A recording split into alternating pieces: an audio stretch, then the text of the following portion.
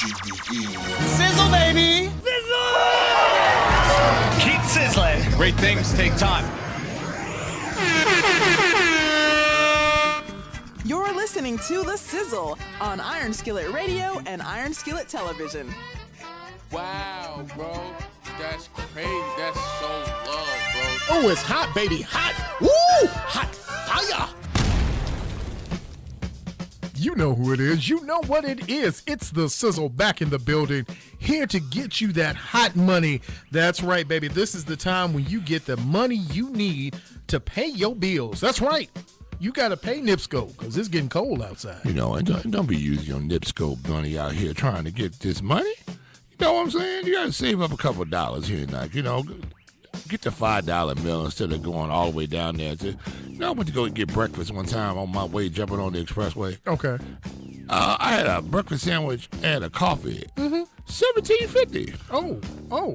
Did you just tell them you were just paying for you? I was, yeah. Like I'm like that old guy on that Geico commercial. I think it was. Is that it? We just. Yeah. I'm just only buying one salad. I'm only buying one. Just one. Yeah. I'm like, I would never go by that establishment. It's Speedway 2 for $5. That's what I'm doing. You got to get it on sale. You got to get it while you can. Listen, if you want to just treat your mate to something good, but you can't go every week. You can't get the crab shack every week. No, but the whole issue is, every once in a while you get a little fancy in your pants, and you start slinging them $15, $17 out there like you J. Paul Getty. You know what I'm saying? And also you look up and like, I'm gonna have to eat spaghetti this week because I ain't got no money. That's right. You got to do something. Let me tell you something. If you listened to us last week, you could take your chick or your favorite guy to Hook and Reel and get you a whole crab bag. You can get whatever you want. Ain't been there in a while. It has been a minute, man. It's been too long, so we got to get back out to our spot. Yeah, they've been asking about us. So that's why we're trying to get this money right so we can get out there and go. Listen, if you're looking for Week 12 betting information, this is betting the line. Understanding what you're doing isn't always the key. It's just going with what feels good to you. And listen, if you are having a problem and you need to talk to somebody, there are hotlines out there. It's a lot of information, so don't feel that you have to call and just be like, I got to bet something. I got to bet now. Listen, any gambling, if you're having any gambling problem, call 1-800-522-4700. That's 1-800-GAMBLER. That's 1-800-522-4700.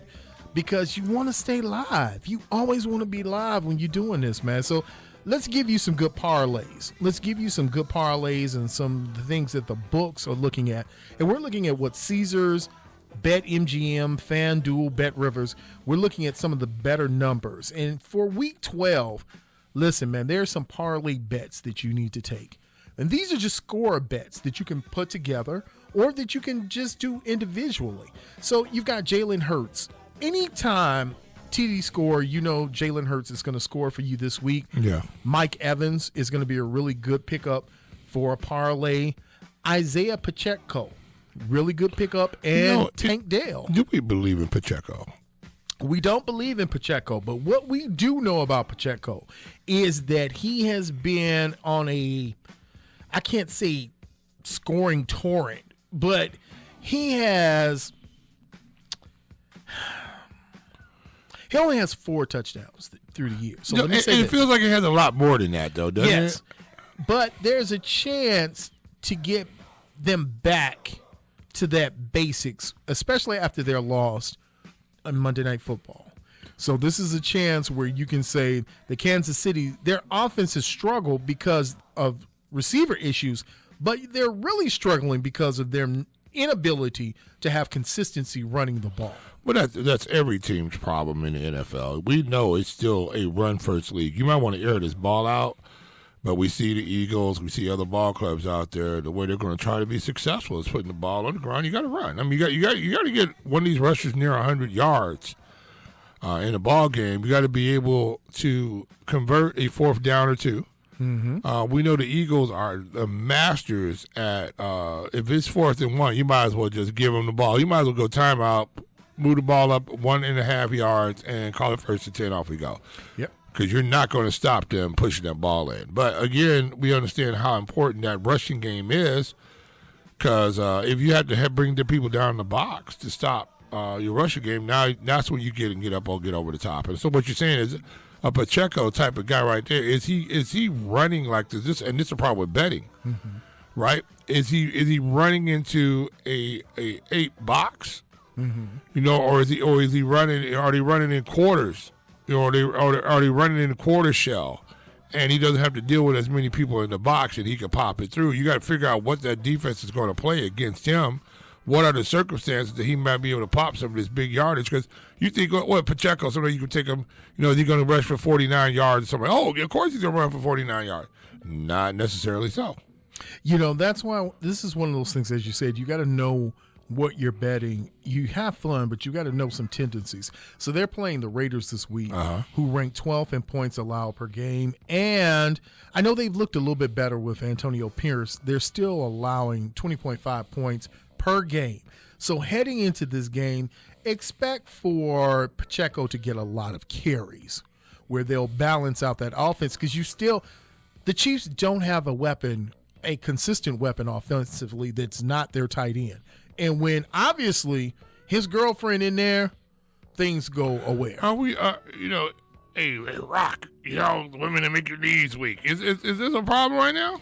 It seems as such, my friend. It seemed as though there was a serious issue with my man. Because he was dropping balls left and right, old buttery fingers, and they were just, never. I mean, it was historic. He's never dropped balls like that. And before. the other tight end was dropping balls. Well, the tight end, he was playing the slot, but he had a couple balls he should have caught. Just dropped. And Gray did that earlier in the year when you had just, I think it was game 1 where he had the opportunity to really come in and be a factor. Yeah. And Gray wasn't that factor. And so with Kels not doing his thing and then Gray not doing it, it made Patrick Mahomes look really pedestrian, but he was still a pickup if you were going over with the numbers. So again, you're looking at some of these games, Jay, as they roll out this week. So they're betting odds. If you're looking at the Falcons Saints, the over-under for them is 42 right now. So they're at a line. They're holding the -110. The Saints are, it's one of these games. They're 0.5 under the spread. To me, again, it's a pick-em game when you're talking about Saints-Falcons. You look at Steelers-Bengals. You're looking at the under at 36.5. You're talking about a Bengals team that is missing their quarterback and a Steelers team that is still strong defensively and surging. You've got the Panthers at the Titans, where you've got a 36 under with them, 3.5 spread with them. So, again, it's Panthers-Titans. I wouldn't put too much stock on it, but I would put some money and look at this Buccaneers at the Colts. It's a 2.5 spread on it, but the under-over on this one is 45.5. I mean, it's like this time of the season now, teams are what they are. Yes. And you're going to start seeing guys who are playing for contracts. Also, you're going to see a couple of explosions here and there where you go from people you don't think you're going to get them from. People are looking to get tape down. So for next year, looking to see where they're going to land. But also, these top flight teams, actually, where you start seeing guys start to gear back a little bit. Mm-hmm. And so you start seeing teams, as they get up, are they going to keep these starters in the ballgame? Yeah, you've got Jaguars at the Texans. You got Patriots at the Giants. You've got the Rams at the Cardinals. Now, one of the games that will be interesting coming up will be the Browns at the Broncos. Nobody thought the Fighting Sierras would come in and do what they did last week. They've been playing good. They've been playing well, and the Browns have the best defense going into Week 12 in the league.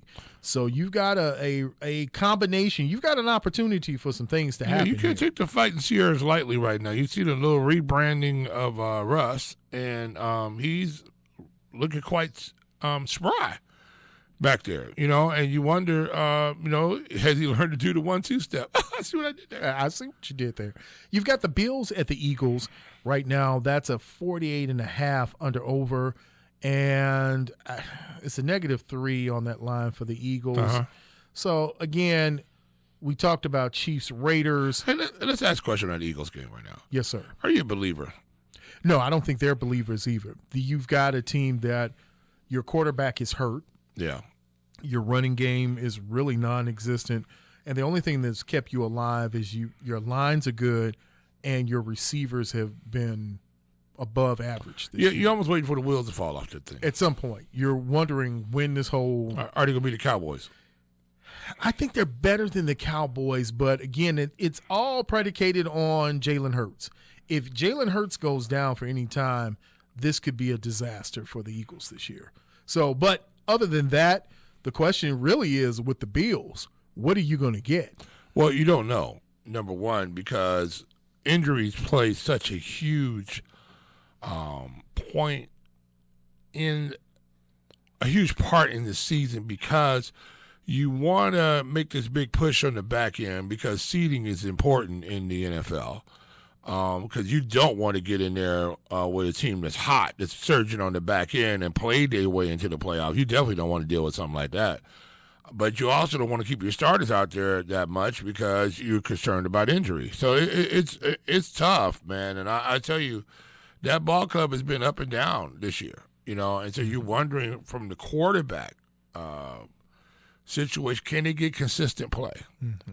Because that's the biggest problem right now is consistency of play, not the big strike downfield. Can you come out and not turn the ball over, give me 160 yards and a couple of tutties? Can you do that and win the possession clock? Can we be plus 5 minutes, plus 7 minutes in the possession clock? Can we be that and win that type of ball game? Because I think that's what's going to happen down the line. We see these compression of space and scoring starts happening toward the end of the year. You got to be able to control the football. These big strike offenses right now, I don't know if they're going to be able to explode toward the end of the year, and especially in the playoffs. Yeah, it's a big question that's going to be answered as we go throughout the season and we're getting to the end. But you've got teams now that, as you said, they are what they are.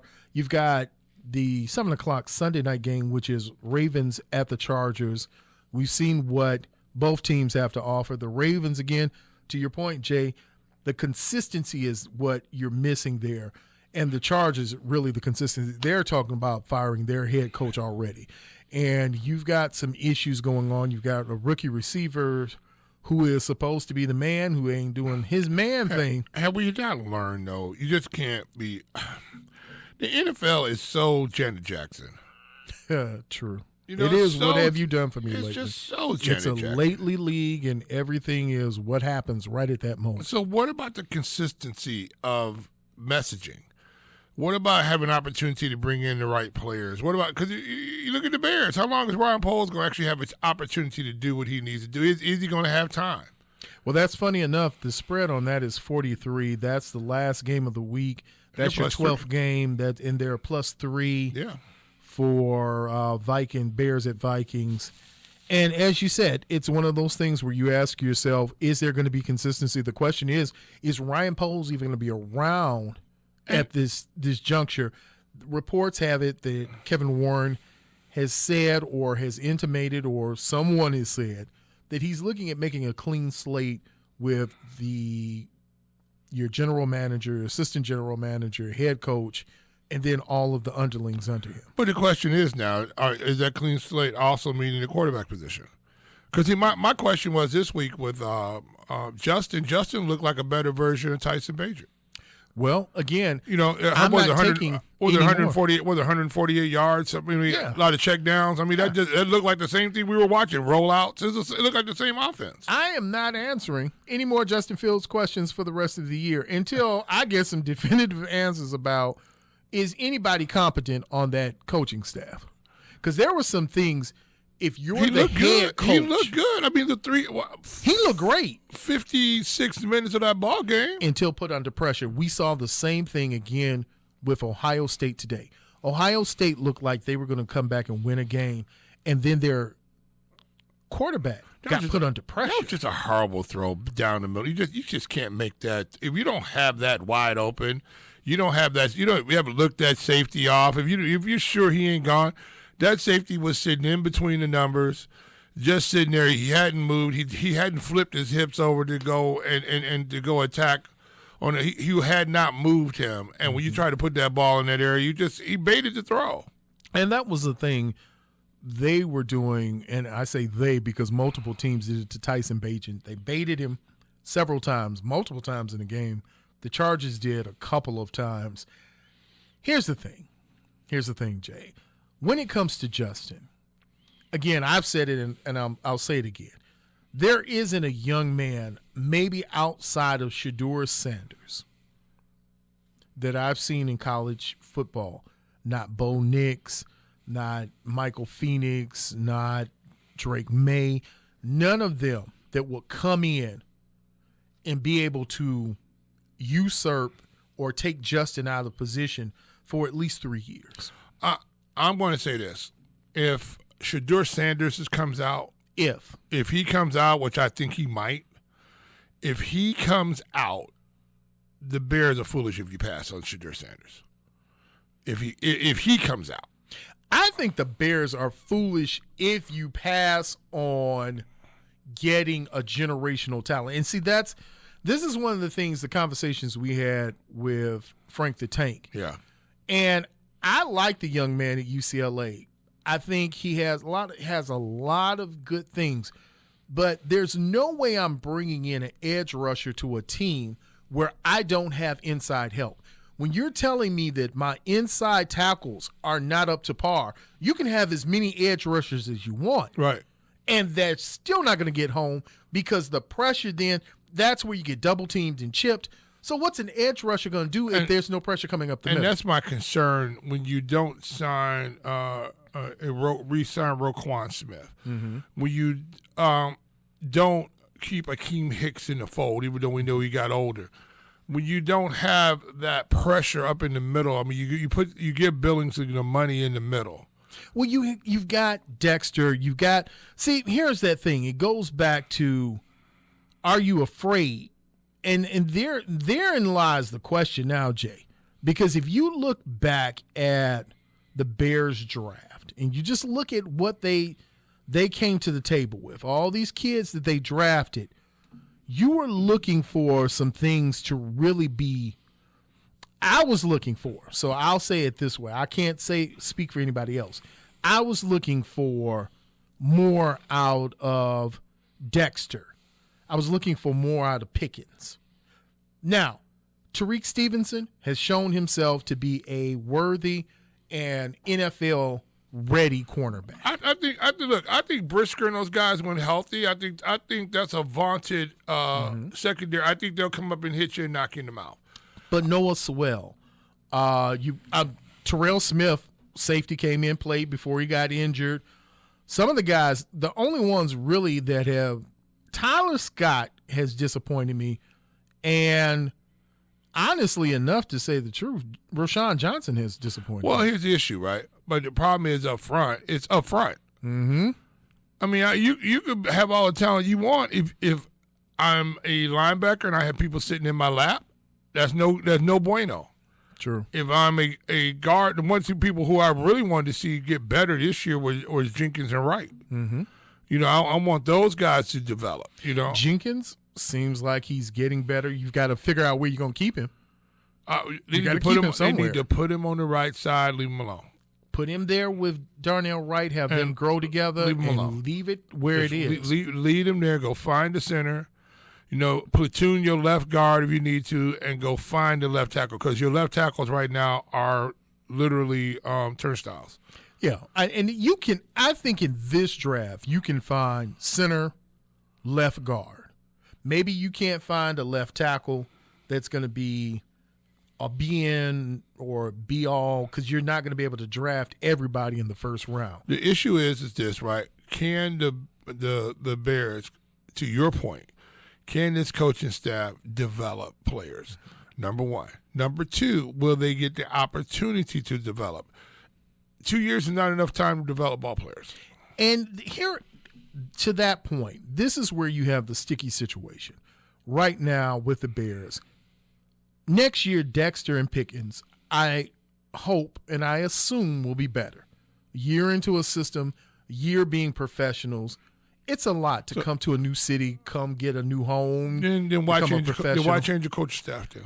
The question is, Jay, you have a coach that has not won yet in your division. Right. In 2 years, he has won no divisional games. Not one. So you're putting Justin again with a new head coach. Mm-hmm. That'll be his third in 4 years? And if it's not Justin, whoever you put there, you are still putting a new system in front of players, and you're telling all these young men that you just drafted, the 23 draft, that you've got to, what was that, 3, 6, 9, you drafted 10 players. And now you're telling them they've got to come in and figure out a whole new system with a whole new head coach, with a whole new perspective. And this is my biggest thing about consistency, right, of messaging and purpose. Unless you have a Michelin chef coming to your diner, right, and he's bringing his food with him that he's going to cook, you might throw you out some Michelin chef menus and meals might be coming out, right? You might be able to say, okay, this is a – but if you have a Michelin chef, right, and he's coming at your local lemonade and steak and steak place where you have what do you call it, the Philly cheesesteaks? Yep. Now, he could do something pretty swell with the Philly cheesesteak stuff, but after a while, it's still going to taste like a Philly cheesesteak. Here's the question, Jay. Are the Chicago Bears really ready to win? Because what I'm seeing, and maybe I'm wrong, so let me know if I'm wrong, ladies and gentlemen, those of you who are listening, Jay, if I'm wrong. What you're seeing is a team that was so focused on being bad to get draft capital that now you have a team of young people who don't know how to be anything but bad. Well, I think the issue was they were so bad because of how they drafted. Right. And they missed. And not only how they drafted, but who they put in position. Absolutely. You needed some old men. You need some gray beards in that. And Ryan Poles, to that point, I'll fault him. You needed to give a first-time head coach as many veteran old sages. And he may not get along with all of them. Okay. It's going to be rough, but you need some people in there with some experience. So, and that was my problem with the dismissal of Fangio. Mm-hmm. You know what I'm saying? There is now comes your authority in the locker room. When he walks in, the guys go, there goes coach. There goes the old ball coach right there. You know, right now he's Eberflus. Yeah, I get it that Vic wanted to lead his own team. We said it in podcasts. I said it a number of times. That thing in Denver was going to come apart. Here's the issue, right? The upper management of the Bear, right, doesn't know how to get to the stadium unless somebody puts it in their GPS. Correct. They don't understand football. They understand football as a business and not so much as a passion. Right. You have to leave things intact. You have to leave roots. Mm-hmm. You just can't tear up trees by the root and replant them and think in 2 years you're going to it's just not going to turn around like that. You got to have stuff in hot. And right now, the Bears knew they were going to be bad. My thing is this: if you change out Eberflus, then change out the quarterback. If you're going to keep Eberflus, then you keep the quarterback. That's my thing, right? So if you're going to go and draft one of these quarterbacks in, send Justin on his way. Because now you're going to ask him to learn another offense. You know what? To be quite honest with you, if I were Justin, and I know I'm not, and I know he doesn't think like G Sizzle, you'd have to get me out of Chicago. I'm not going to be, even though the Bears don't have to, because you still got a year with Justin. I'm not going to sit here and be in a competition with a kid you drafted to replace me. Well, Jim McMahon said this is the place, Chicago's the place where quarterbacks come to die. And we've yet to have a 4,000-yard thrower in a year, passer in a year. Yet, C.J. Stroud's going to throw for 5,000 this year. Well, ladies and gentlemen, you know who it is. You know what it is. It's the Sizzle. And you know what we came to do. We came to give you hot money, gave you that information. You can get those parlays and bets wherever you need to put your money down on some teams. There's some teams I'd stay away from. There's some teams where you can make some money. But you know what we do on Saturday. Every Saturday, we give you the hot mixes. And right now, we got a hot mix from the resident chef, Yes, sir. that is from Jay Sizzle. So you're listening to The Sizzle here on WGVE 88.7 Got a FM. little Italio disco for you.